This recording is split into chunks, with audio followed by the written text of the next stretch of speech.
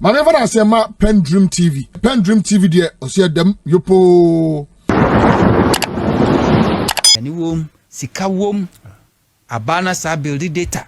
Ehwese sankrofo nyina at least abani o mani video match. Asemo a Huntor eke oba ye Facebook page ma videos ni nyina eda hono ma eji egu ebra woni bedu ye na eye minister Samuel Kuje to ablakwa wako eye plane mu na oni omo edin comment to ba Accra 100.5 FM on Facebook all the bra Accra 100.5 FM on Facebook na be share Asema Huntor kan videos no etwago Huntor ma metio nti abaya ye especially enya woni munyamfo a oye minister for foreign affairs o chese o akukuduru ni mude yes South Africa abana musini yera kwahyiso abo adwuma abana ya ade ye ma o mabaso na yen kan Ghana for say efie ni fie na omo makọ South Africa per say sometimes we see there are some places I call South Africa near kaze nipa to okra na Ghana ha se bi abo akra yen fanentra ho yes abo akra yen fanentra na so sanity South Africans one thing they should know is say o many be Accra FM oh damn no South Africans o many civilized how over the ordinary South African citizen they are not civilized despite the fact say when it comes to infrastructure they say roads are dying industrialization Africa has South Africa I think South Africa is the biggest economy second biggest economy after Nigeria among grow for na nko school and this anglo for me dey nyina no some of them and ne malema bi so mo say they say Ghana for 300 ne kofie how many jobs and are created and how many of you and amonya say adwuma amu ba be and then Nigeria for so mo sakomo me I don't have any problem Nemom takwa ze takwa go fields aba be ye adwuma motamu aso aban so renew farmer mu biom South African company omso be kokko they can go to hell kokko tam ko jiden say president Mahama ma ye renew sa takwa go Goldfield for alliances some so Monsantana Ghana ha and mining for additional another 20 years and first canon ko South Africa I'll be part of among Ghanaians ye BTC Montiaye demonstration it's about high time aban be take over MTN take over papa nyahwe abone nyahwe Stanbic Bank South Africa take over ABSA take over so right South Africa take over Ghana for betima manage big companies betima manage betima manage this is very simple take over because media cause of South Africa bia no matras ya Meridian I'm so more than convinced South African government is in support of these xenophobic attacks yes because how can you tell me say a government war institutions who were security agencies customs immigration police military not civilians afamras or munsem terrorizing foreigners and our leadership none of the leaders has been arrested by the security agencies in South Africa. Some of the attacks happen in the presence of police. Now you attack foreign nationals. And I am more than convinced, and nobody can convince me that South African government is not behind it. South African government is behind it. But when him say because of diplomacy, say be abani tekisa move noa, the government and as the nation will be criticized. And to ensure that when muchi mole where they at for if that's not the case, how many of these leaders terrorizing other foreign nationals, African nationals, how many of them has been arrested? So South Africa government is behind it. And for that matter, Ghana government should not sleep and say you are a Pan-Africanist. You have civilization in Africa, democracy. Ghana and Africa, we're first country to gain our independence. We supported or more African, Nigeria, for South Africa. We supported, and for that matter, no. South African business in Ghana should be taken over by Ghanaians. Because we take Ghana for your Mukoya. Obi, etimia bien a juma, a bien container, our ya bonwa pamonwa geniniama. And South Africa for na a thousand of Francophonie Nasa, you say June 10, Omofana or more deadline. Almost see every South African company be a foreign company owned by foreigners. We are doing a year after June 10 take over that company. So what it means is say companies need na be take over. Now go take other foreign national no be investment will chrome. So build a country. Now wo the baby and them take over any. That would your baby and take over any. MTF office fe. You bet me, you bet that clinic. Oh yes. A beverage, you bet him that children clinic, you bet me the aye. Oh, we're down there. Stanbic Bank. I anya cry, you bet him that cheap compounds. You shed any specialized hospital, the young echo. Henya, you shed any specialized, you bet him the more branch, you know. Every region be more branch, there are specialized clinic, hospital, yes, ye the yicho. A papa. Yes, papa. I see. Say what me call hospital. Na patient and crofo yadi diku was a wound free South African, you know. Yeah, makwa manya yashe. Na wasakom. Wabodam. And the government is sitting down. The South African government is complicit. Okay. And for that matter, Ghana government. See etime ye crofo nyina ba wi. Ere na akabio. See wi ya kro mu nyina wi a. South Africa for companies awase. Yeah, mbo obi. Yanko wo obi sikan chi obi nkonkotum. Na emum companies ni de ye beje. Yenso ye be manage ne de koyenim. Back to Attorney General say ye makwama political party obi bia or ye registered member with good standing the opportunity to vote internally.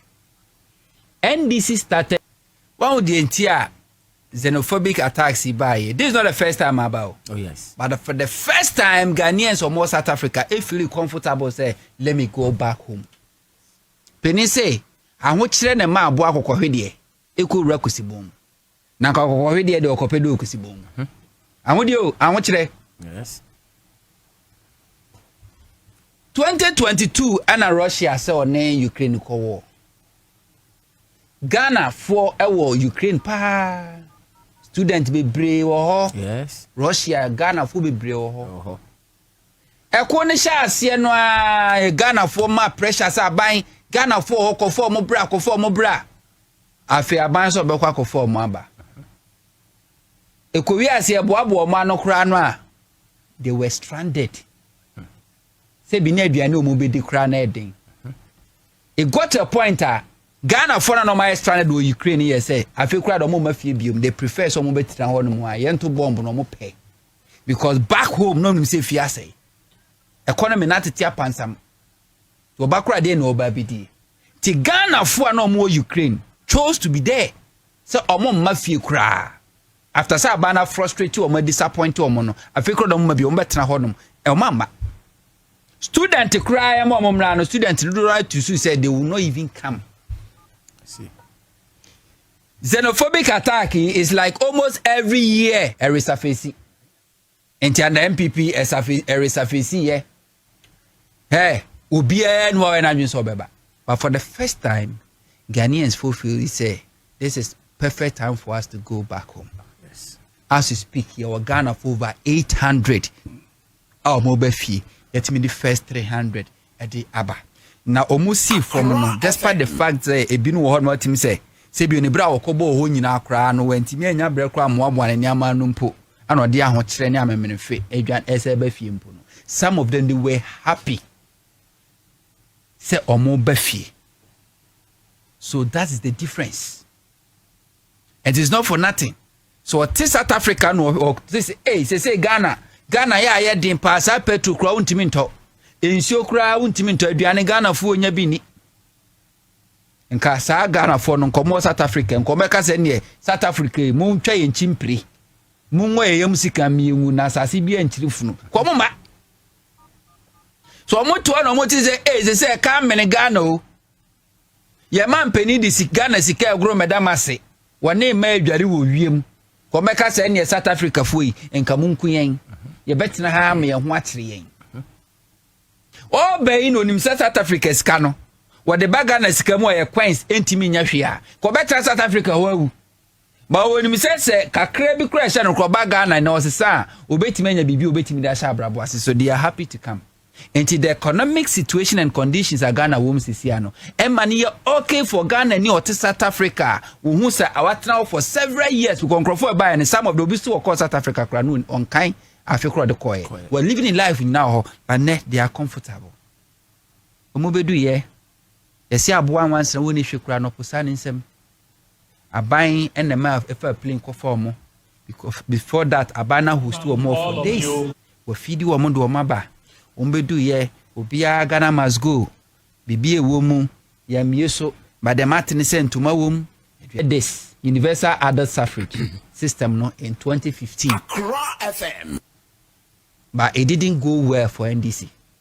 A part of the reasons that made NDC lose more seats during 2016 elections.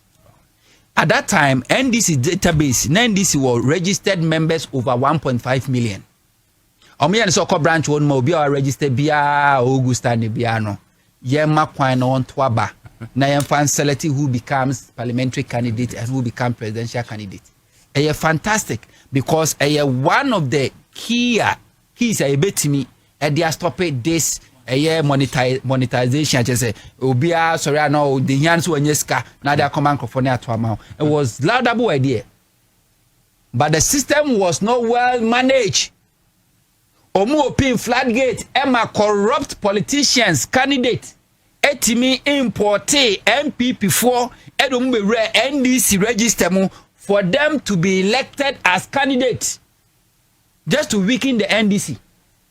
And after 2016 no NDC tnasi who defeat and tnasi no so say universal adult service system kwano metwem.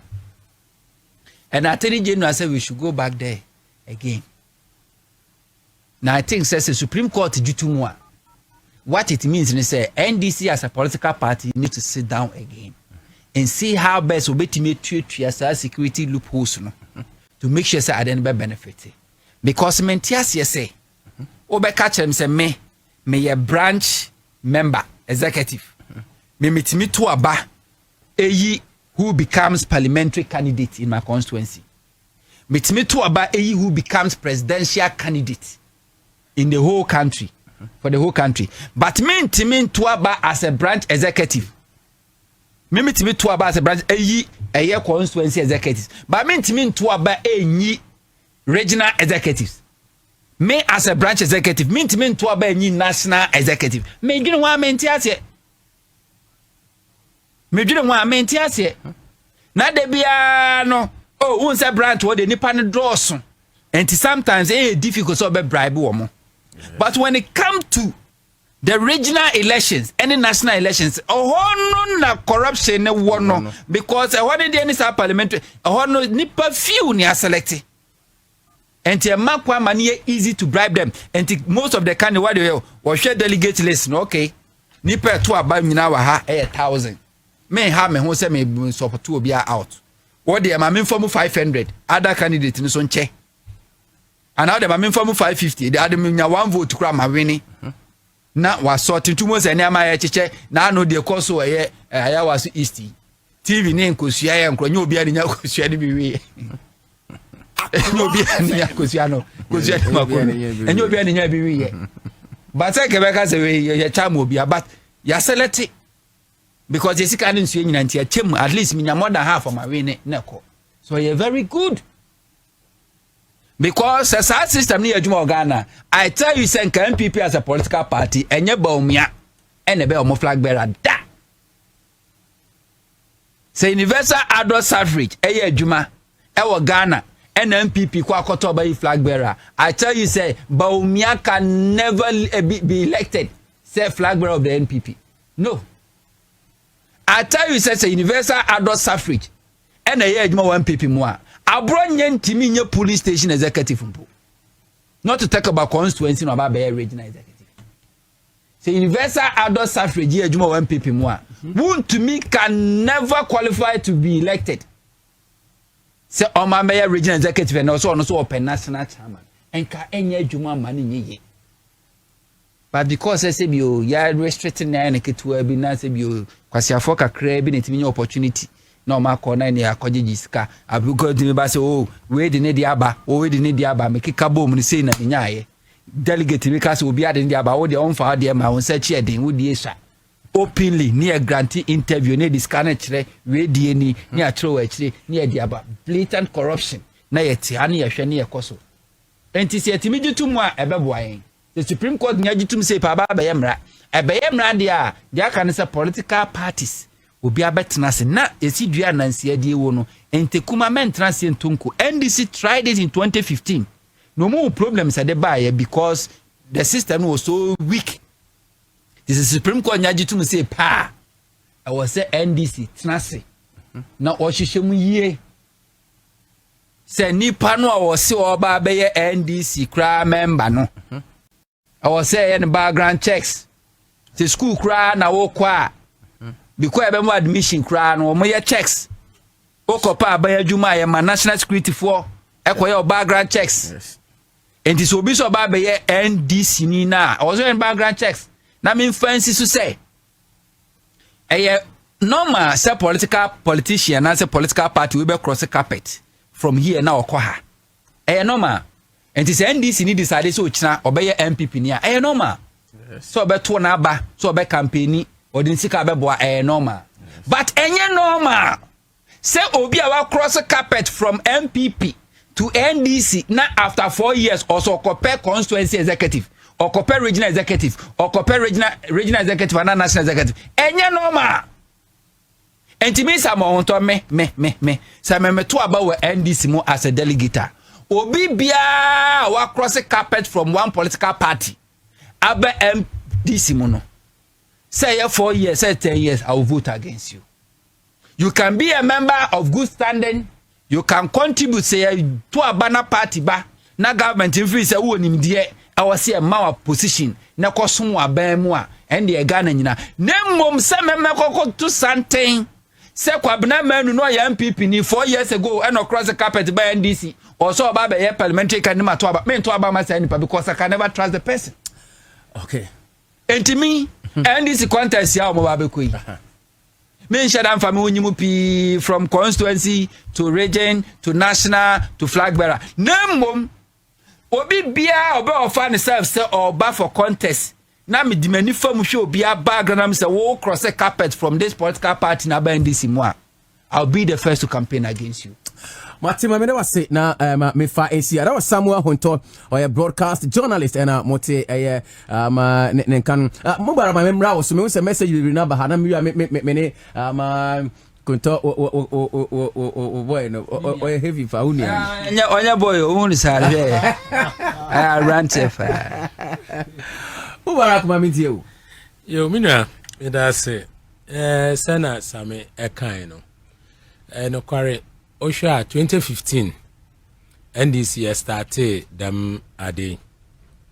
I can say some of us Eddie Yahu Jimupan Kasaye because now yan shedan ye ready just because yakwa tenase neka akwa pass say oh ya pese yes see monetization but say ye share disadvantages say wom na loophole say wom no. The party didn't put that one into consideration. Argentina make us what's obi biara we register our your friend is a biometric membership card and registration biano ono or qualify. And Sammy, do you know say even time amount for PK forms pay what filing in na that time no. Now we're still doing registration for people to enter into the system. Yeah. Register into the system. Into a madi system no. MOB biara. People were even police station executive of MPP find their self in the friends final list FE national ebaye. So but I think say afterwards our cancel no and then awarded this registration membership new membership registration awarded green book he dey buy register new members who membership ID number na bibia. So I think say going forward I was say election national election directory what na say what draw einanka say ye very well to be able to make sure say ye be sisi loopholes no. It's good Osha currently because of that registration no udi ni sa green book no ma me kai 2022 me constituency what to me you see disqualify a lot of people. I see. Because Nipano was not a member of the branch. One register green book no what the abeto green register no any washema udi nim membership ID number. There is somebody who even used obi we register papa ne penimu ne membership ID number party ID number or the register we no one will contest the same position to me man who say o semesi ne ID number now membership ID number or the buy no in my constituency happen in 2022 oh osemesi ne de no that me no on register. I know currently there's somebody who has become an assembly member so NDC ni or ye sympathizer of NDC no knowing say up to now need the register na animu so obeso okwa branch onto me nko. I think say this new system no NDC ye start no say eno ye de koyenim na wotumi eje Supreme Court to me just amrano de to me dia. I think say won ebe boye ene nkyere say won yes ye to me yes sisi akwan bebre loopholes na ewo yen system no mo no. There is more to make sure say ebe to me improve. Eba no sa na ebe boa say na minister America no. It is true say a register member in a good standing our book no register book no 2015 na any register bia wo eno ani say was wa printing list no when mu na we register member of the party but now there is a book there is a register branch na obetumi aheden I verify nipa no ni din ewom. So if the person can vote to make sure say obey branch executive member I think say won the same members now was register no should all be able to vote to to get out a constituency chairman, constituency executives. The same way to region, the same way to national. Miji de say, you be no nim obia or contest ya obey your friends say na a parliamentary primaries and I say a presidential primaries. Previously you call last presidential primaries apart from Mr. John Dramani Mahama. The rest now oban na no obi o edin na where what keke onim no.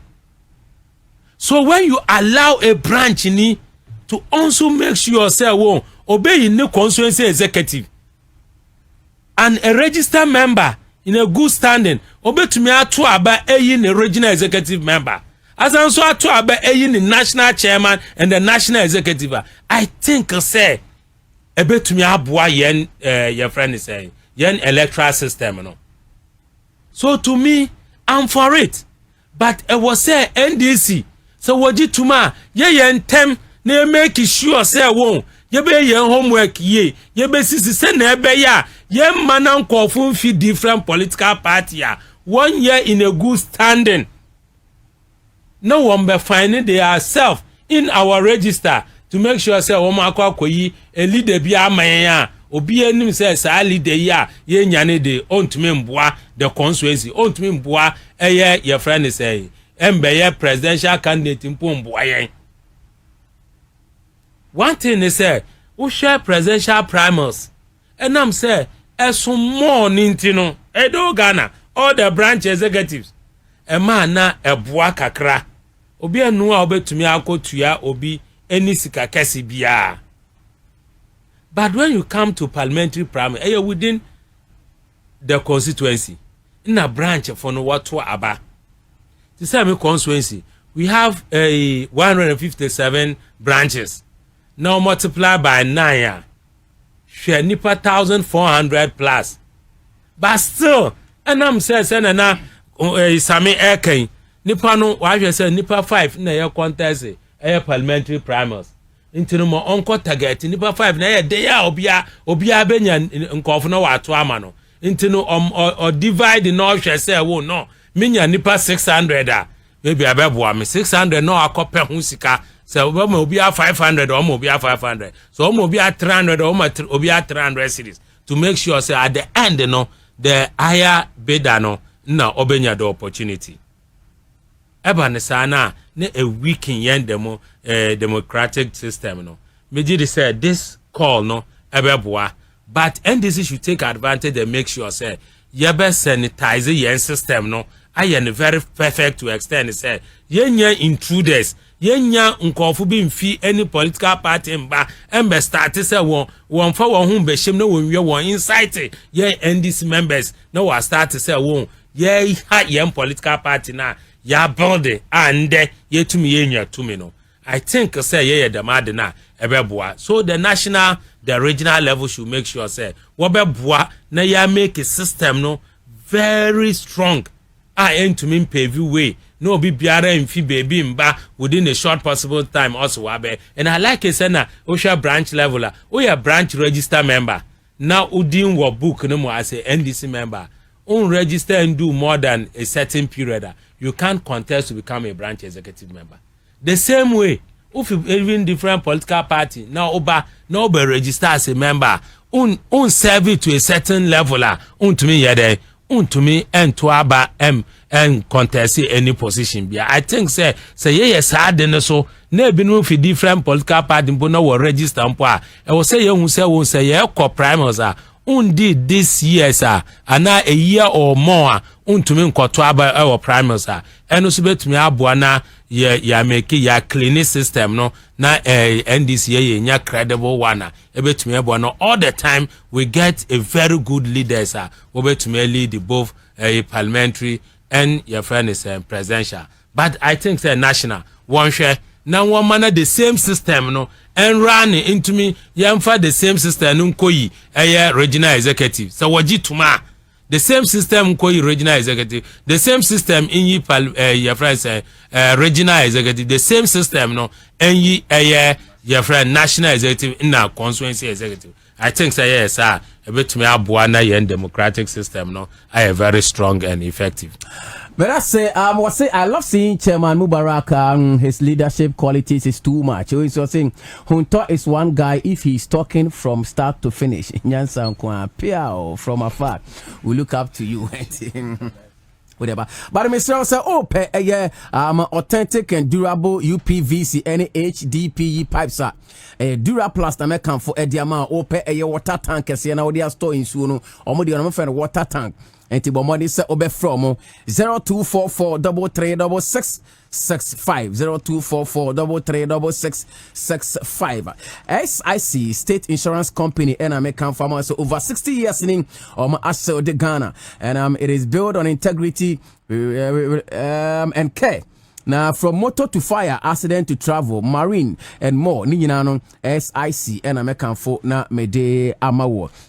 In fact, air reliable for who eto so bobonisa obeko office oni akudin ko bia opeso ye o ensure business o factory we bia de bia opeso bo ho ban na o diamond when SIC4 ND and kita ho se de resetting agenda na affect Ghana for few ebu akofuma woni unpack o cars nyina no se se omutu e de aba abonten na hwehwe Goil filling station du ho a ka se open Goil super XP mpacho fuel no quality na ebema o engine no in fact ebecha ye pa na wankasa wo koso won say yes ema o engine smooth performance but modern so obeko Goil no akofile na ofile a wankasa so obe feel Goil was a good energy Prince yes here moment you all right we dey am chairman bra pani Huntor otunza was about there I was saying Meji Gold Board appointment. Now,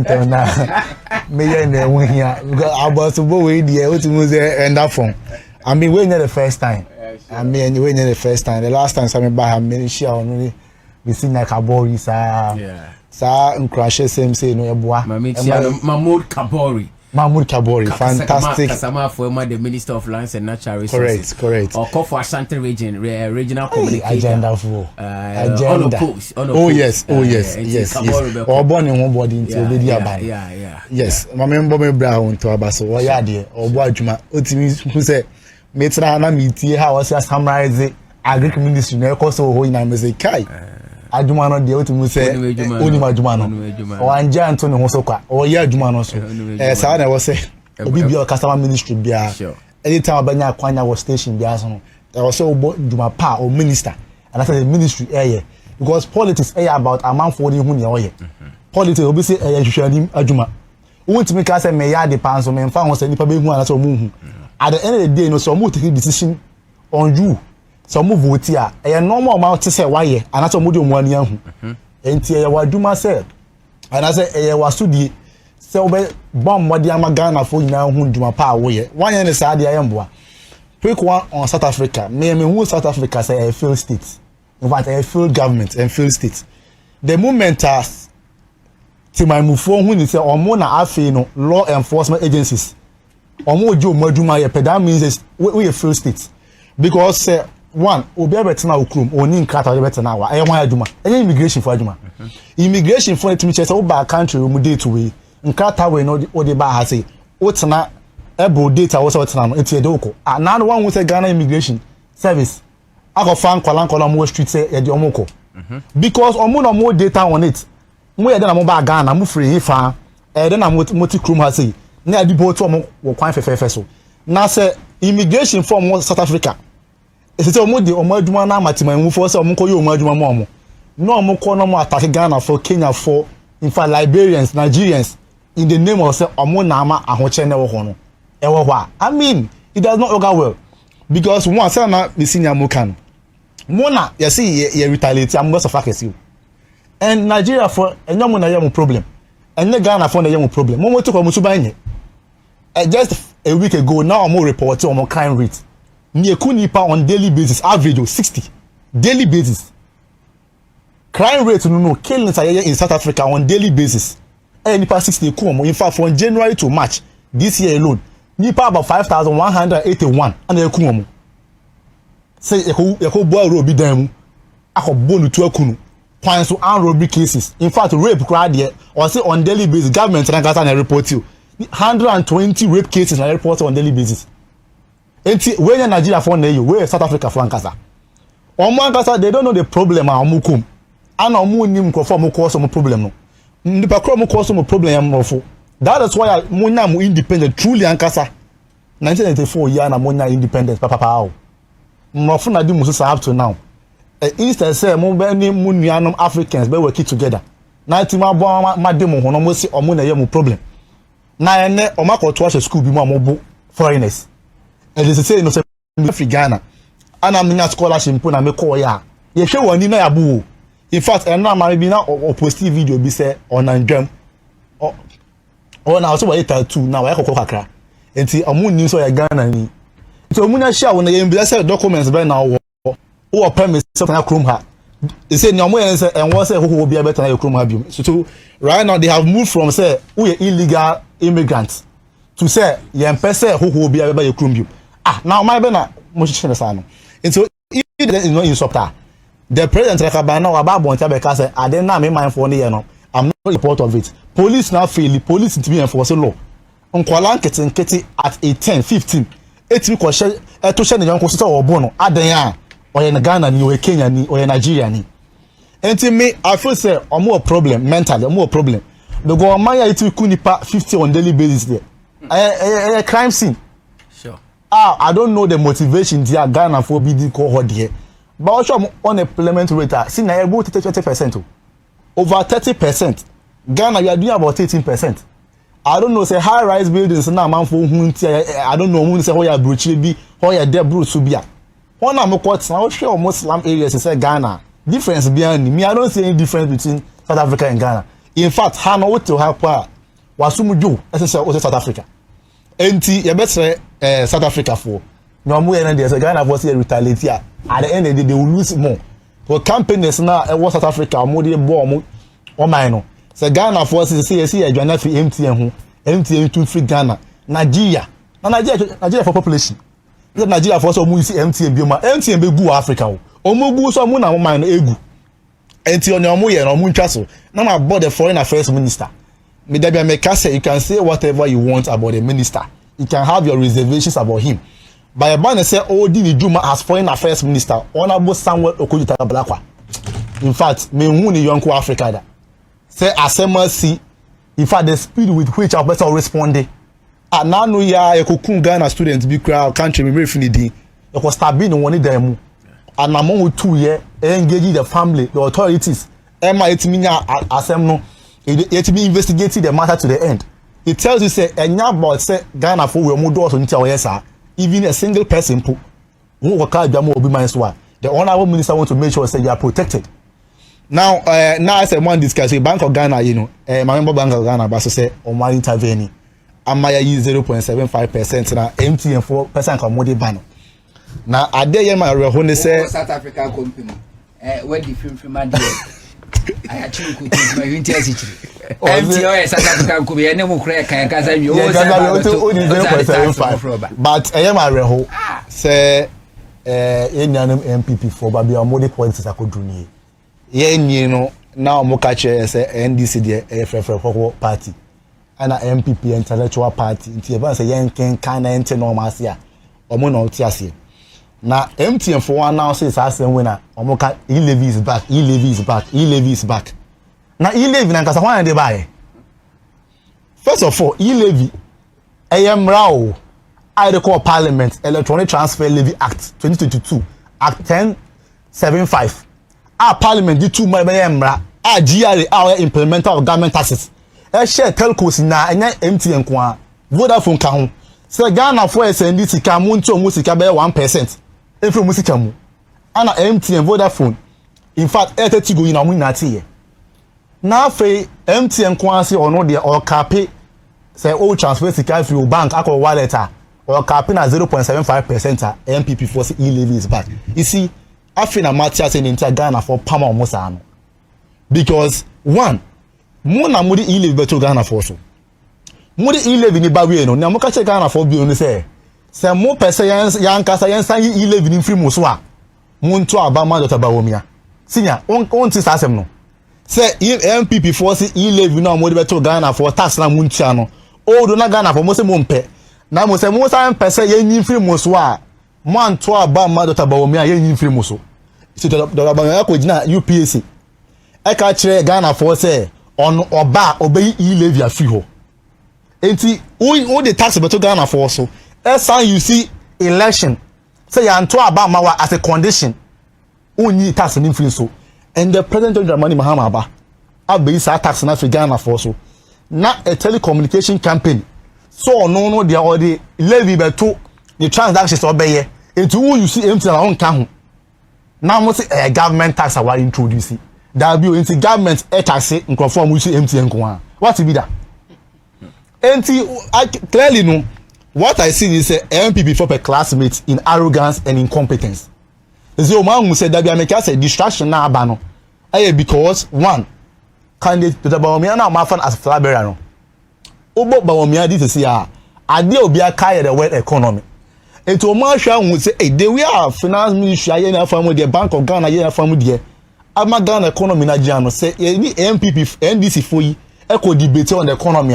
Your candidate, you know, the image, you know. You renewing image into be kaya obe hu say MPP for communicators ba that there are settings obe hu the likes of honorable for your marking and a government wey settings and a government wey PR government because the real issues na mu the campaign here I did Dr. Bawumia ni akufo do be di mampanyi be da chire Ghana ha no saa na man president Mahama afisi ni na ama ma we bosua ba mo bon basa no ene atwam na me see na care about I part that man for krom ha na bebre kan. You see, if or might be our person my tumponga, you see equality and I say equity. Ghana say or ba say be say but some so na obuni nsa. Enyo on enyo ne pe say obuni nsa. Enyankopon na hihye. Now o can World Bank for report. Didn't UNICEF for say Ghana rural areas about 90% of girls omo be so schools. A teacher say in a month no 1 week bi o ho man omo ntimi go school because adentia omo ni sanitary pad on be use and I'm afraid some go school it is all your ba so your aban no better Ghana men money my United Minya kwan go school na bibia embe ya sia kwan e mo mo a o hwe problem be na mo face. In fact there was a report from the northern region that say men money nkwala bi the die because omo sika mo go to sanitary pad into we are buying now bad then obey ya bo san nkwala no ama sanitary pad embe ye excuse man Ghana kwala bi say onko school and about we to sign a money to my. In fact, President Mahama first time na ye mama Prof J education minister was shast here. MP people can say President Mahama better no man moja okruma say. It we know them. And I make us say right now President Mahama nye oye nyina akwanya oye. But about me ati ma adwene hu say da bi pani we say anti man stop na kai nye ko na nye. Enti say o say ono Dr. Bawumia na akwan o document na ye wia na akwan be na waye. Swami interchange ho President Mahama buy $29 million car obe year fi ho was injected 3 billion Ghana cedis. In fact ko regional minister posting na no aduma na cost 1 meanwhile the Ashanti regional minister Papa Panyi no ka chere say on be completing by 2024 and next Swami interchange ya wahefa Asante 4 etwem enti President Mahama ebre etwem ka say Asante 4 am we MPP 4 no Udi gold ko ya kwan kron wani anje on kasa Asante4 ina o se mo ye MPP 4 no se juma odi ai komase MPP veteran se na mo ye o je ai odona president akofado ko gina ho a o mo ka bro fa ka se chere no I see 18 days time he will be back no ene ko hwe project no mutimi wie ya edi saban bia ba me de manuisi saban bia ba na odi juma na MPP 4 because of the incompetent they demonstrated in power no on person who draw equalization and patcho yen reject this argument no e-levy buy a telecommunication company from MTN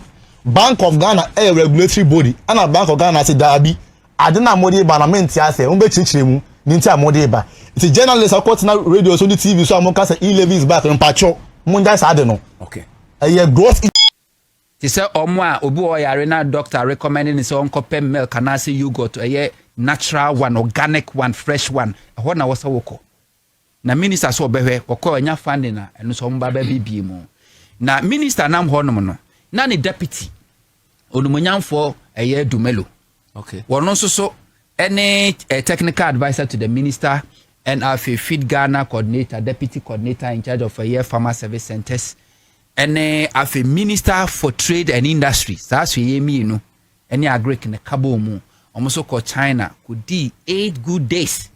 Okay. 8 good days ni nyina ne say obekanya afimo anche and a Greek minister any adwuma ko bi a friend sent to Chinese company omo waterman no a scientist apam so omo ba be see farmer centers mako 30 omo ba be see for the first time in the history of Ghana omo be see a fertilizer manufacturing plant e wo Ghana ha say omo sa ba be see cashew processing factory e wo Ghana ha say. Now, as part of that, no, NMA Minister for Trade and Industry, Unumunyamfo, Elizabeth Ofusejare, Mameno, or ye Juma dem papa. Na techima no for the manyade.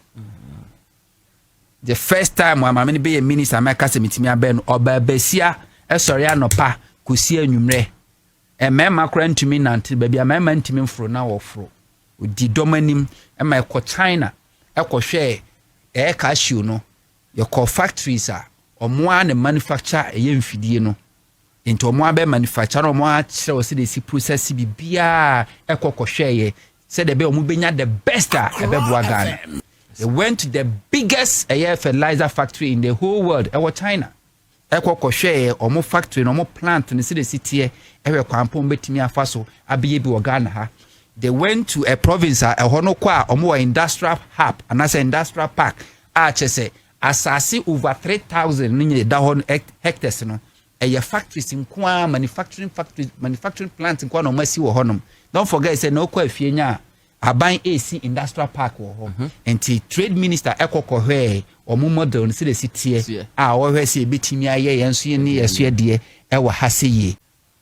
First time in the history of Ghana etimi nya former president or visitor Ashaman eno nanchen emfidi nyuma hodo a abane pese de Ghana investors no na wo hwe ba ku ne akiri ena wonmonyamfo Arikopo wonmonyamfo Elizabeth Ofusejare ena afi deputy minister for food agric onabo Dumelo edi animu a omkokoye na nyankopo adom ebeso abapa ebeso ne se enche Ghana yenso ba benya fertilizer factory a yebesi wa ha cashew processing factory enso ba be hubu wa ha enfidi djuma hodo a aban ne pese oye mechanize agric mechanization in the creative jobs because and they add value value ni say you don't know by any way be process it ye process no e ho na sa babunu no no do so awie university nti on person na beka wura obeku wura mu no obenya adwuma ho atumi aye etumi koso nti last week there na a trade ministry and agric ministry all over the world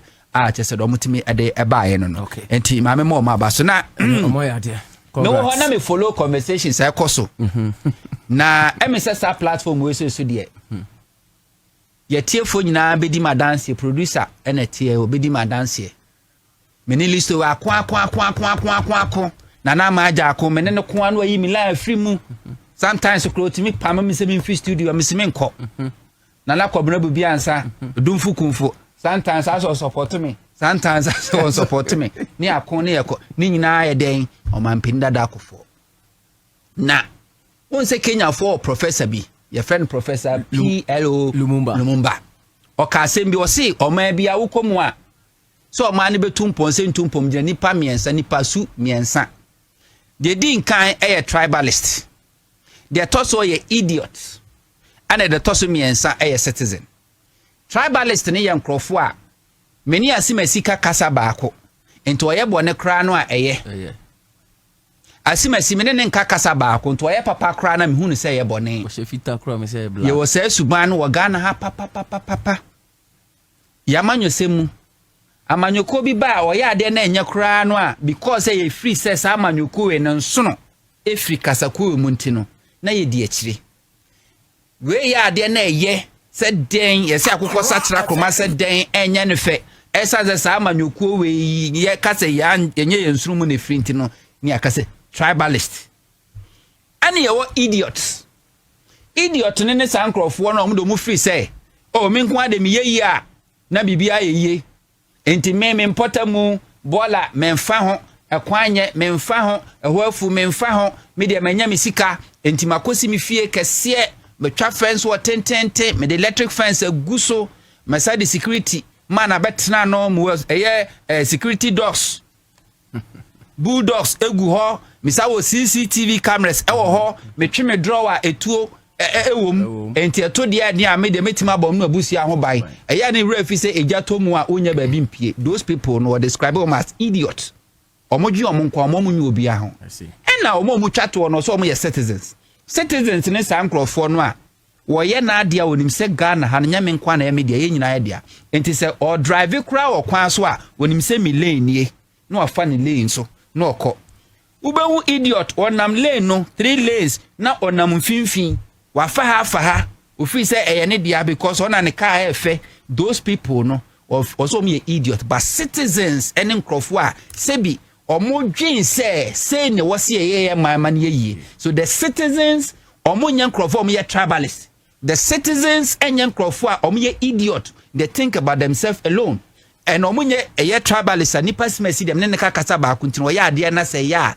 meka se enye ana se eye papa kram se ebone that is our problem etiefo nyina be dia dance na momfa mo mreme Accra FM titru me sha se me ka o mampeni kufu atem yesimi mbuade yesimi di dimpenyufo atem no mampeni kufu de na oye excellent ne penso na ye nenam dwamu bisebisa ma se momra magi loan wo ya de okofa free national health insurance scheme di ba ye ya kanisa nanu ya Ghana fo bi sha asesa afede yen teki yen kase e minds back ni ehwe de si o mampeni kufo amamu person just 1 week pen you see how kufo o mampeni da kufo be ye unpopular just 1 week po but I tell you so whatever they did you know the oman ko ba bia but these same people and afede minim de so omoso a omo dig into President Kufuor ne records no they were there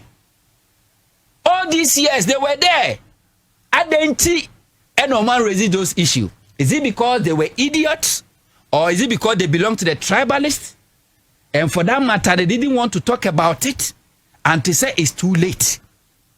Yes, it's almost a few chrome hinia benya uyira odwa baase se wan kan baabi a wo free a ku mu baabi a wo gina ne ene wo hu baabi a beku ochina na me de maka I still maintain it say there's no difference ewa mamu akufo bebu ye ne akufo ado de akufo ado be bia akufo ni blueprint just say akufo ado no se bi wa mfa nyansa nto ho kofo tu kwan a na wa fa commercial flight from Ghana okodu America ne rounds nyina or the private jet eneye meetings a woko nyina no rent private jet won etimi rent private jet every ni fie won New Jersey na oko Washington meeting lunch time na watu private jet na kwa akudi fufuo no asaba ba wanya no Ghana anti Ghana fu ahu ba kufu ado de won ne de show mine akufu ade so show boy won de oba be pack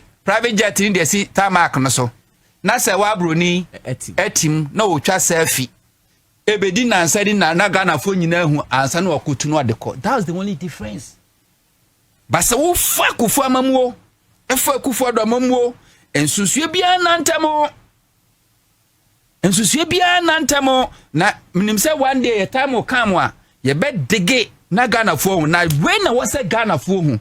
So when you talk about MPP tradition, when you talk about NDC tradition, nobody should sit somewhere and say MPP and NDC ni nyina registered political parties. Enti ni nyina pe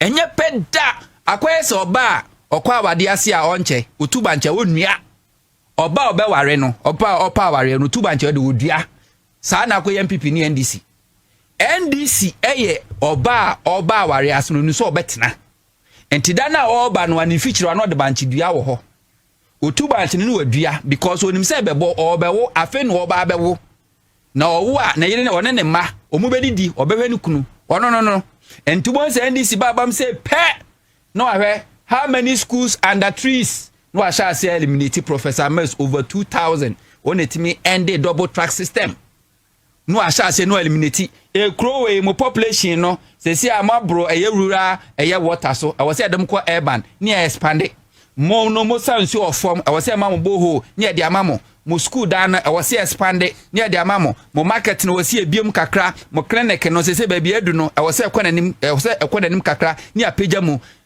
krowe omo ni electricity or say electricity near the koho.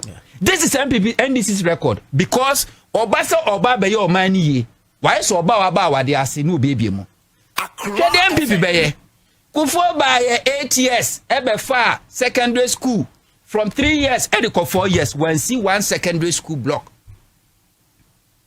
infrastructure wanye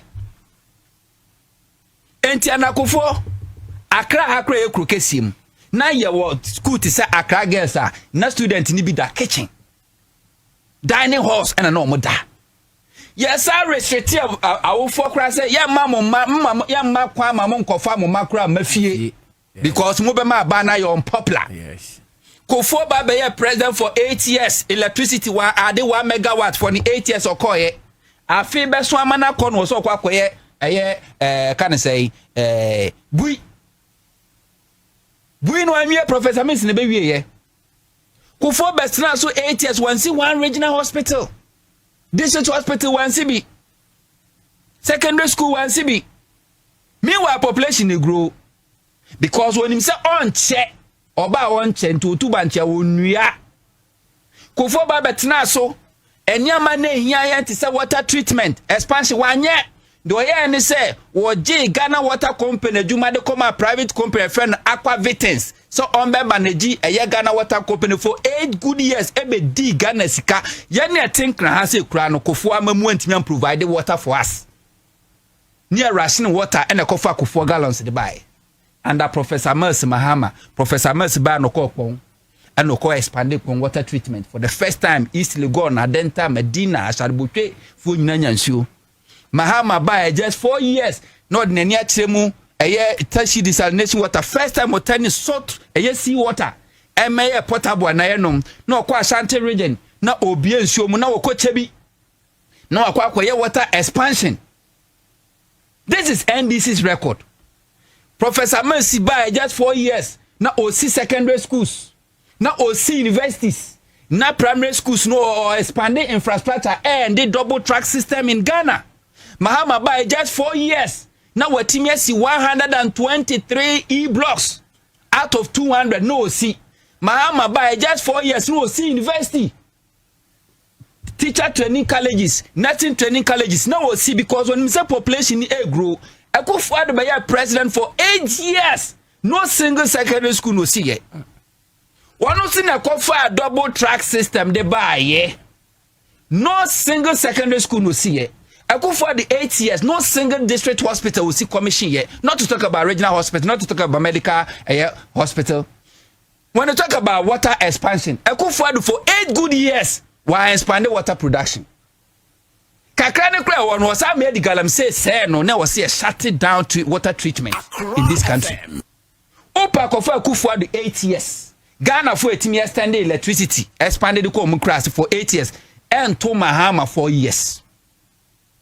And this is the record that sometimes and the debate I'm a person may ignite. Na ya tria du kwache ma ye nyese ye white wash Kufo as a Kufo de Kufo was good Kufo ni nyansa Kufo na say bi oni nyansa ena ma nkrofo ka eye MPP anim ye sesa akom eye nada ifra no chimpeso enye ne MPP ye mambo ye sem no enye ne efiro mo nananom UGCC from UP besi MPP Kufo besi Kufo ado eni obi obeba that is Ghana for a mistake. That is it. Until we need to dig. Na yama Ghana for hunu kure womuo. Na enchirima ne shia. Because enchirima ne shia is not for nothing. Tina always when MPP is in power, they try to rewrite Ghana's history. Akufo adbaye ye syllabus e kalikoro de chire nkwala de ye try say yes sano afedi e fanda kra no Akufo ade se nya Kwame Nkrumah Kufo baye Ghana sika na osaje fo data Kwame Nkrumah emfoni da so osisa ni nyina basa Kufo si he pick a school buildings ko villages ni nyina yes oh that na me kase bi tro hello see teachers quarters me kase bi tro there's no single complete school Akufo see here under he pick me can the Akufo here ni say primary school me ba ti say bi aba akomadan no ape school e ben kwan ho no akosi bi a 2-unit classroom na ya painting on HEPIC benefits. Oba kromu no abehwe kwa no asi toilet na ya painting on HEPIC benefits. Say Mahama ba etijina etimtc domi kwa benya. Esi a whole secondary school. Eko frafra esi a whole secondary school and Akufo happy so se me bo akere me ba ko. Ena me ka se na wo villages na osi. Ena me kire o say hwade o say yes school. Na waba no basic classroom e de aka ho no eye normal na mom se abayaba se aha school ni ha mi ba besi a whole brand new school e de esi ho no Kufo ni bi secondary school kire me ba ko 8 years of Kufo kire me one secondary school Kufo see ye 8 years kire me one secondary school Kufo de si commission ye 8 years and we can tell you number of secondary school professor is less than 4 years or see ye as for Rollins Square they don't go there. Mahama, we can tell you 123 E-blocks. And tell me, when it comes to regional hospitals, in Tibetan, Central Region, Oko the same in Tibetan, Sunyani, Oko Trafalgar, I don't know Volta region. All these regional hospitals were built by Rollins. Kufo by 8 years. Say one regional hospital was here. Kufo so I was Ghanaian will be fees or buy no na me money be na fine. That's why I'm telling you say. So what nasi Emma said you obedient wa you always you find yourself among the idiots in our society. Oko Kumasi yes Kufo record or yeah in terms of health infrastructure and say Okosi accident ward ewo konfanochi. Ward some individuals itimi siche over 37 Kennedy Japan one kasa ku see ward in India to so or the ache ba ko Kumasi Akufo record the wo ha ese bi nsi dan so okosi accident ward but don't say Konfanochi teaching hospital can you compare that to Mahama Otimisi military hospital Afari me to say obeka Akufo time no ekuafo cocoa farmers o ma yeko bokoko no so mo free you see ma men chiro adebe Saba kwasem na yana Ghana for a refi. Oh, na cocoa farmers omo. Me ba. Saba kosem na ya Ghana for bebre wefe.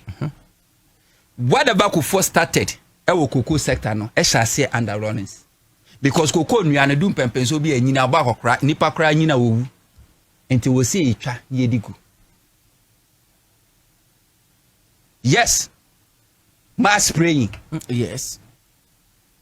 E cocoa fosika. Na ekuafo no no mboni free me ekuafo. Me ba na say cocoa fosika. But Kufuor ya de. Tie. At that time. Tie. Mass spray. Kufuor my free fertilizer. Or my free seedlings.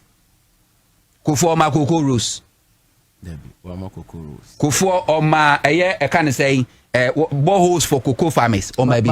Mass spray and I make sure to you see yeah superlative and comparative analysis. Obi be one and the so any. John Dramani Mahama ebe president for just 4 years. Was he a cocoa farmer and a ton cocoa bag back be a chenica we a man bonus 5 cities ko for ne bin ho. Ma si cocoa kuani no. Ye no cocoa dua na gunu dua foforo. Cocoa dua na ye twa gunu ye calculate ye twa. Ya man free ceilings or the cocoa dua. Wa man free, was man fertilizer free. Was sati kwati do apoton won chiri so odibo mu nti mo akwan yemfa ko or the manifesto ne company ye manifesto ne chine records sen MPP on record NDC on records. Now what now follow these two political parties are ube hu obi directions. Mate mesan so aba na watu aso ama me hem say bioji asem no good enti me ba biema no aba ho e de ba we dey hem say de wa refer amaja akone commander mu nyina ye say omo he say obo nem say de bia de be mo anisa me say to kwa me list akwa ha list etime kwa ye heated but last minute list we be hu say de me kan no pre na me kan say me many Ghanaians respect Omampeni Kufuor as a statesman. Yes. But me Huntor, I would never see him as a statesman. President Kufuor is just a full soldier. Full soldiers always choose their parties over the national interest. Kufuor in any day will choose MPP over Ghana. Mate, that was Samuel Huntor, a broadcast journalist, and Mote said, watch it, and Ora Muhammad Mubarak Watara wono ena waye head of corporate communications the Metro Mass Transit wono ene amansan dinkita ho Metro Mass Transit oko Isikuma Odoben Brakwa constituency so a wono ena waye chairman chairman constituency is saying ina nyame na adom constituency adom arakwa research agenda no ne frama aboa bedu is command of Embra Quintino. I see. And that's in Edema is John Dramani Mahama say 2024 for the first time, for a very long time, is command of Embra Quafo. To me to aba etene the way now you're in deficit in on presidential almost 7,000 votes. Now yet to me etene na you believe you by 4,000 plus votes. I see. So we try say Ghana for next more of Embra for Enya GDB is Excellency John Dramani Mahama na NDC mo. Intino yaguso yasu Enya yanchafa yaguso ayenya.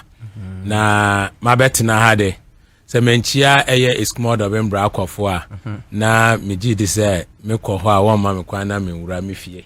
Intino me fa mu fidie so na me de nchia kese edema is more of Embra for nyina especially me branch executives mprempren ya no wo ye woguso a wo ye processor wo de wana wo be retain one position as a branch executives then one so se won try one year like ya wo be sisa wen but me gidi any say yakon akoden 8 years in opposition and most by majority of the executives bet mark say more than 85 to 90% omo abo won homebody ye coming kwa me bompa say wo be retain one position because it's more of Embra community ejuma no ye ejuma edafim because o share background na Bramai. Yes. Then when you link it to Ashanti region, we have places called Bramai. Yes. When you come to Yanho where your baby friend community where Bramai Kontinase, when you go to Ashanti region, you see ube to me was yes, I link it to them. They are very strong and versatile when it comes to a political terrain, especially they see everything MPP and development. But thank God, they say since 1992 up to date, every development be is more than Braquano. Make to make say 95% NDC na but of course we are to aba. But when I took over, unfortunately, me chairman, na me 2-term vice chairman. Chairman 27th of November 2024. Into now this year kase whether I would turn it to win presidential for NDC. Nyamin chadi ye to me yaye. Into na meji the same rene dua. It's more of Brakwade. For the past 5 terms in it. They've been very, very loyal to me. Okay. From being a appointed deputy youth organizer to constituency propaganda secretary for 2 terms, to the vice chairman, and now your friend is saying 2-term vice chairman, then now the chairman. Intimidate say, Jumano, Oboa, you don't even bother. Even one now, Obefi baby, say one now, why you wenye sika, Obabe 2, Mubarak Watara. This I watch once upon me. Immediately say, when you have this is my last term, my last election in a small of Brakwa. Men far a baton no ma wenya. Immediately say, when you have no messuya, because Miss Suya baby, I might do say, yeah, it's a kuma order of Brakwa. Yeah, well, one night is small of Brakwa politics, what you are saying. They only want somebody who understand them, not somebody who come and want them to serve that person. Inteno mechia when ye papa mechia me honorable DC obo ejuma honorable Olivia Bentel nde onem bayua edin kitanwodi pushing the agenda of His Excellency Nana Opokwa Ajima when it comes to sanitary sharing sanitary to your friend is yen bayua no nde odi se ejuma di no ewo district assembly conference hall, and it was very marvelous. Ohwe bayua weni aje say indeed this is a when in an ebinemo one tiasia no wasere and this is yen the policy war social intervention and say ye pad ama.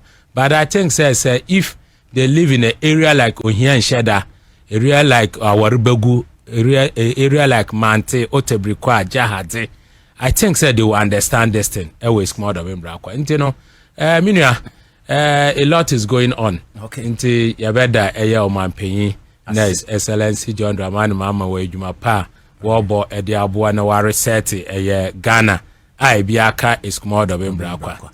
But yebeko asam no so am sana beko ba me musa ufi metro mass ya de na say me hu se baza foforo bi aba in fact come up na me say Endra cry ko takwa say media ma coronation march no intina me ka say bi anka da mudi egu akwan so but bomi mu ba sa for na aba ne ho asem te sen yo mi na me da say you say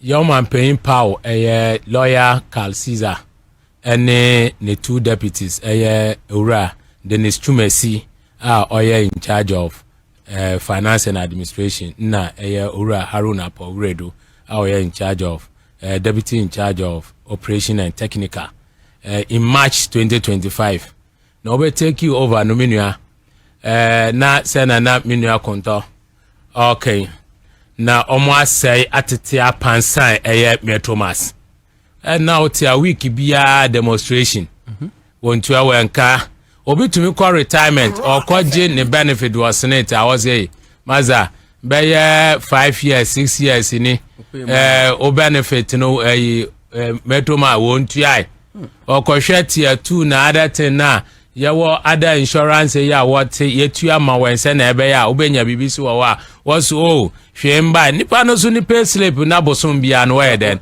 what tumi na bosom bia no obeba metro mass yard wa obi wa kwa retirement tumi de shinab na nkosua obebodua say wentua ni sika mana nde all that I the thing of the past nyina yete yedu mrebi na yeton yetumi tombas mienu miensa kabom 5,000 cedi be 7,000 cedi miensa inte no we ya dia na challenge edema lawyer Carl Caesar MD na ne 2 deputies say wo be hwe na won so reset na eyo mampanyin oga say reset Ghana no so the metro ma ahye won say won so wo mana reset ne ebi eden eka eye metro mass so ampa was start kakra ebinimo de be 200 buses na at the end of the month we raise be 10 million Ghana cedi expenditure etume fa 10.3 10 million 300,000 into we na ya boka ya de ka 300,000 to be do maybe na be 15th 20th aketua no mpo na wobu no tot ebinimo nya one day on the 10th na ebinimo we nya one on the 15th na ebinimo one day on the 20th. This was what was going on our metro mass, but in then yamin chade at Japan from on up to say on the 5th they know bia why then why nsa kane aketua what ban so the first thing na a driver near why you 18 years 20 years 22 years na ni take home less than 1,500 cedis in there at least driver ni take home they were almost 2,000 cedi when in Sakraya what they are conductors one take home na do 700 cedis every 750 cedi in the conductor ni take home cry or the call be 1,200 to 1,400 cedis in the yesha ya revenue increase that with Isuzu company war my 300 buses and in 100 edikai abe cancer nyamiya aduma by the end of July to first week of August the second 100 ebeba then October end of October so now the final 100 beba and yeah no within this time I copy November no there's other manufacturers other vendors who are one buses so available. We are expecting not less than 500 buses at the end of December 2026. Now at the end of December 2028 the executives want target and they say you be routine not less than 2,000 buses, which is very over ambitious, but it's going to happen. O share deals are with vendors. I think it's a idea. Metro mass ever for net tampa fra ya start here for yen tampa no ye fra na buses na mo de buy no asha say adwuma I start ebinada na start say ye release ebi because what the buy no I was saying njuma bebre I was say ye say see anu ya ye njuma no more than 70% because I was say yen technical so once what tight any nyina answer na esikwema ankasa into no say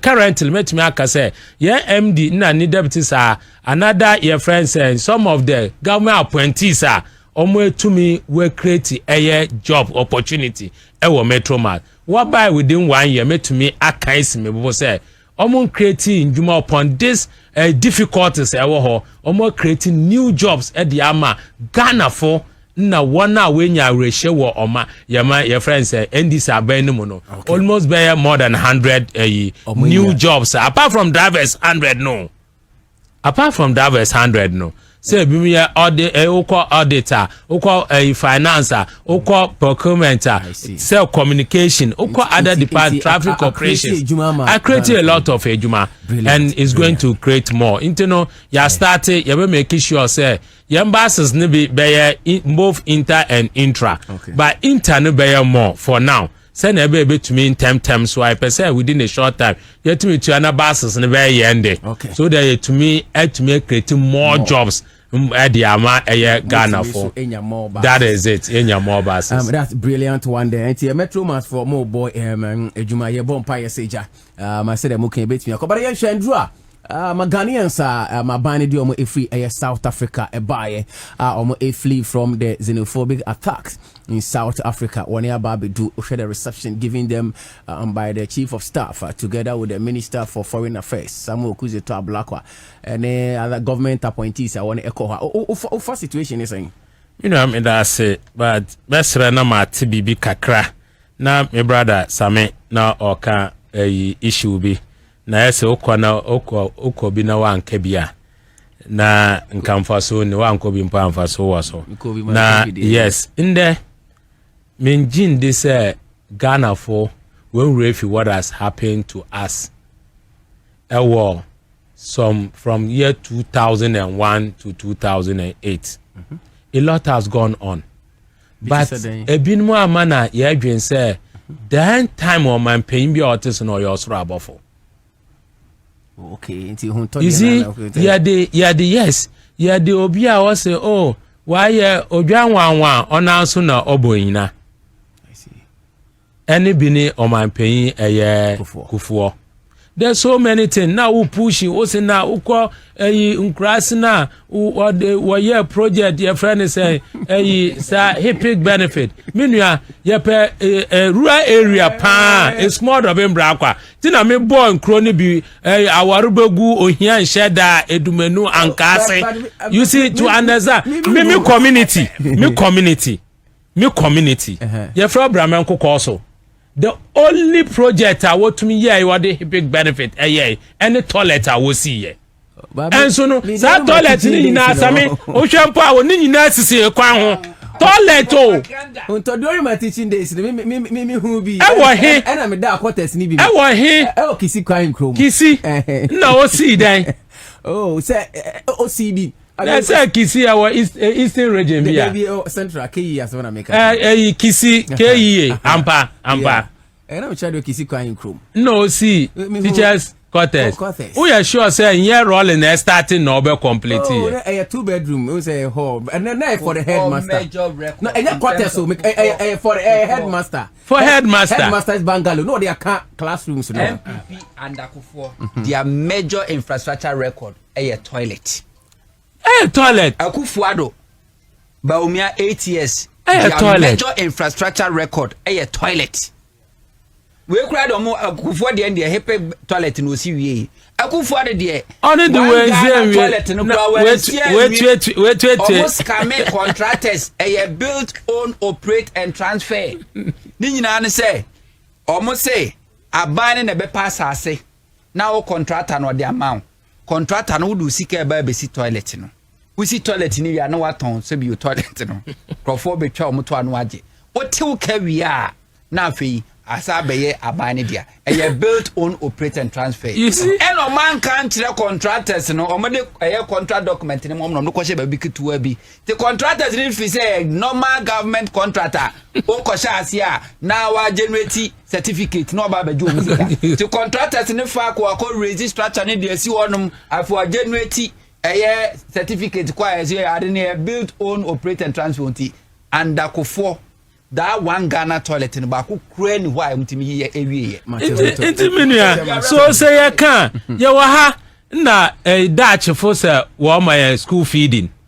in yet the brain of Kufuor Dutch government na was a war brain school feeding no one na wa fa hoka we tua caterers yen na 1 to 4 bi kodi hu ska Dutch for ka say they are withdrawing school feeding services no it take your man penya we nya ni baby ko Professor Joy Evans atamo say you betumi the Ghana sika ayede atwa school feeding so will you tell me say in the school feeding your man pen Kufuor ni school feeding ana you can't tell me that what buy health insurance now if you one district in power boundary then the online post see another district in power to me for health insurance in that district no and kosa ohun yare free ho ana yes sir mutual in the health insurance is not national so mutual no be why national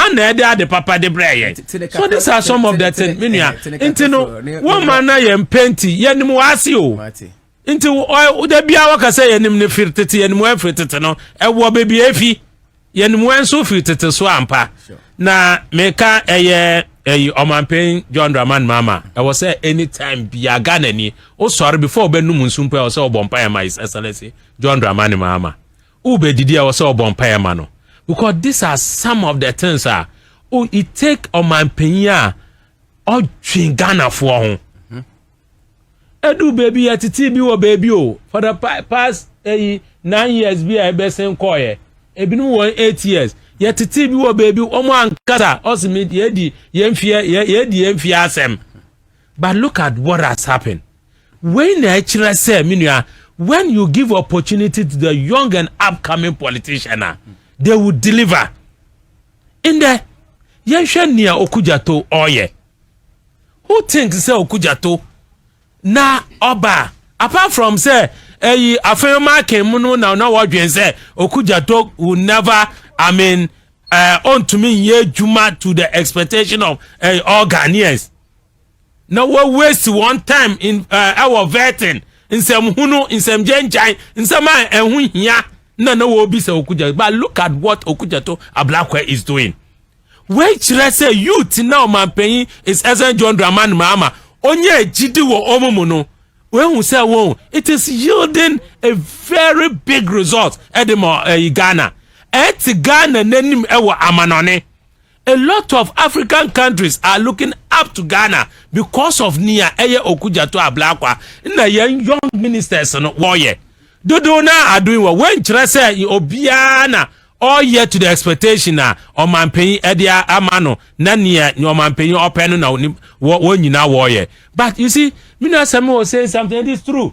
Ghana near echi, even young bro so. When you are bold, makwan no being kawon sha was abranti we the ombuade or your hand time. That's the culture that we find ourselves. When you are bold, no person will be theater over this one. They see you to be somebody who is arrogant, who is not up to their task. But look at what Okujato, look at what Samjo, look at what others are doing. Share road ministry everywhere. Look at what John Dumelo. There some even MP before one country John Dumelo. There some no one country no. Honestly, Lydia, Mami Lydia be war contest, what Gina platform. So what you see your friends acting profession. What they can say, yeah, no, one here or parliament. Look at what John Dumelo is doing. So a say won. It's as a John Dramani Mahama or share that tenacity.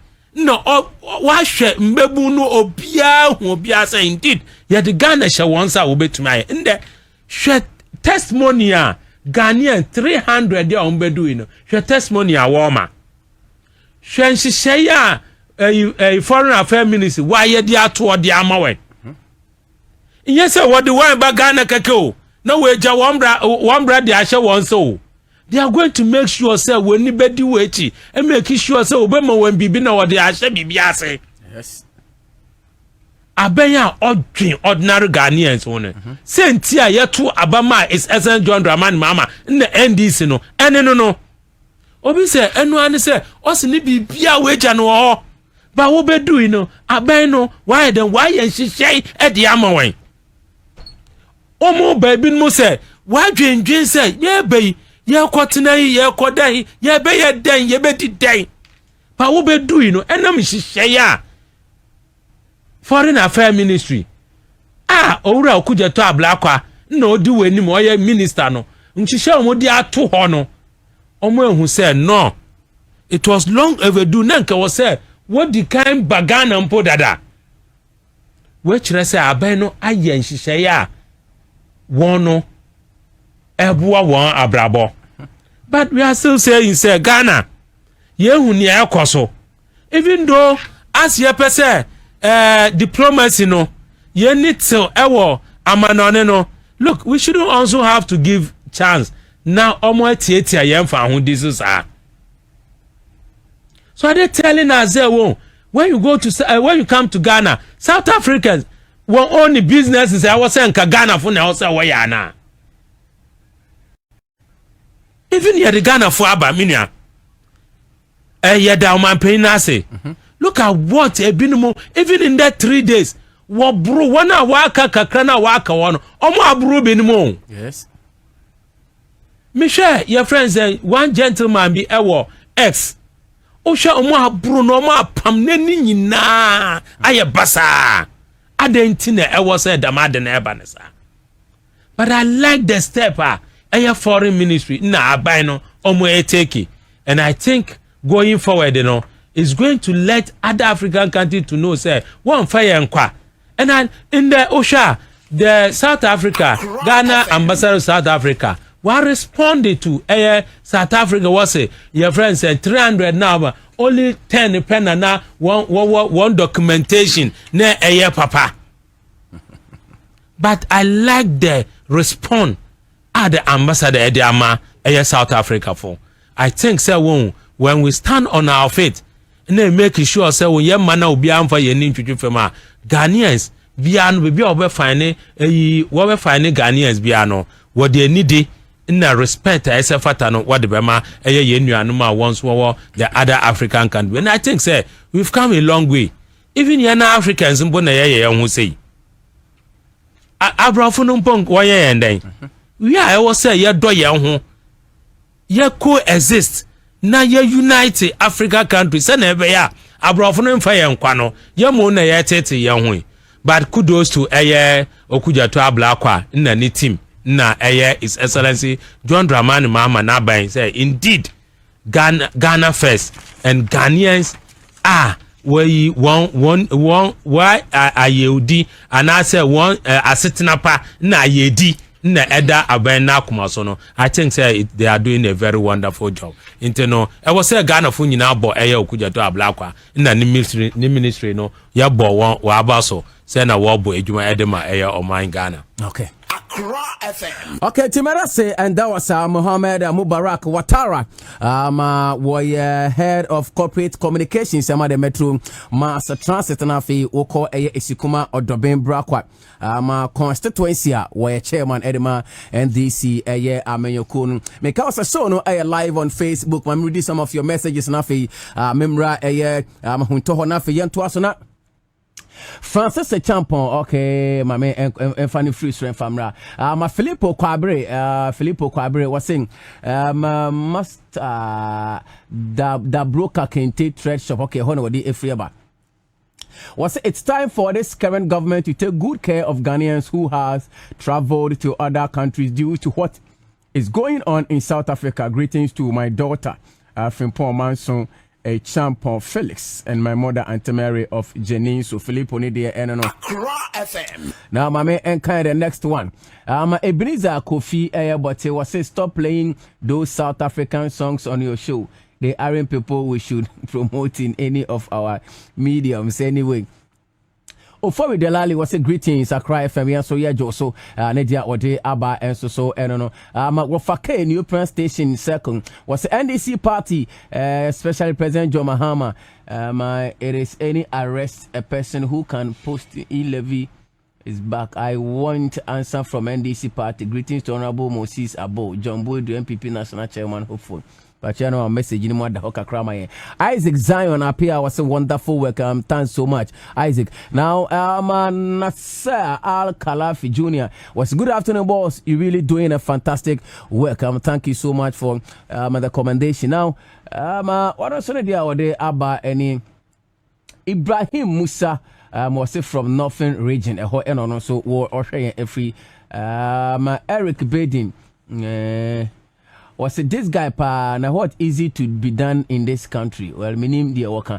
Albert was a demonstration is leading if JDM is loading if JDM and the chief of Takwa area renew this South African contract.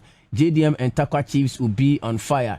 Ghanaians get ready to face this youth actions. And the emoji uja or the Abba Samson meaning in free ho. Me in free ho. Kimia Honfe was a Huntor.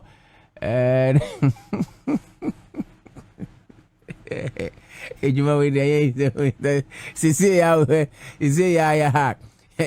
ya taught me that the host is Kufo. Hunter, the host is Kufo and MPV. Therefore, he's not comfortable with your analysis. Oh, chairman. Daniel Santos, good evening, Accra FM. Let me take your platform to greet my youngest chairman, Mubarak Ouattara. I like his presentation. Asante from Bremen, Benin, in Abra, Debi Esukuma Odoben Brakwa AOB. As I was to tell Ouattara to also appreciate the honorable MP Small. Good afternoon to you, Mr. Jose Ford Communion, and the youngest constituency chairman of our beloved district, Mr. Ouattara, for the wonderful works you do for your people. Francis Champo was saying, No one come close to Chairman Muhammad Mubarak Ouattara. He is the best man for Esukuma Odobin Brakwa constituency chairmanship job when it comes to experience, competency, communicative, and administrative skills. No one come close to him. Allow Chairman Mubarak to lead. Esukuma Odobin Brakwa would deserve better. Just listen to his submissions, top notch. Ouattara for chairman. It is done deal. No. What they abba. What else need kakra? What they abba no. But Huntor, if we ensure say in free or the attorney general say was supported the party delegate election. No. We'll go there, but South Africa. You see, I'm in 2 times and I'm back to the general. DIC NDC amamumu bia na DCB ABC o MPP amamumu peso. Na mtiana me catch us say MPP ni NDC akwese bi be sepani ko ni abayeta se ne banyansa fo. Yes. Se bi o pompo ne kompo edini sepa ne nso ntimi mfa pompo aduru nsa kompo. Ana ntimi mfa kompo aduru nsa pompo ma ne.